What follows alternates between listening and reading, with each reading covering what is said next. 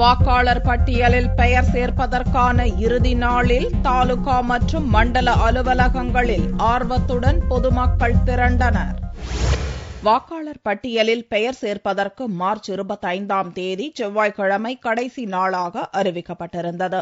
April 24ஆம் தேதி நடக்கும் லோக்சபா தேர்தலில் ஓட்டளிப்பதற்கு வாக்காளர் அடையாள அட்டை அல்லது தேர்தல் கமிஷன் அளிக்கும் பூத் ஸ்லிப் ஆகியவை மட்டுமே ஆதாரங்களாக ஏற்றுக்கொள்ளப்படும் என்றும், இவை இரண்டும் இருந்தாலும் வாக்காளர் பட்டியலில் பெயர் இல்லாவிட்டால் ஓட்டு போட அனுமதிக்கப்பட மாட்டார்கள் என்றும் தேர்தல் கமிஷன் அறிவித்துள்ளது. இதனால் செவ்வாயன்று ஏராளமானோர் வாக்காளர் பட்டியலில் தங்களின் பெயர்களை சரிபார்க்க ஆர்வத்துடன் திரண்டனர்.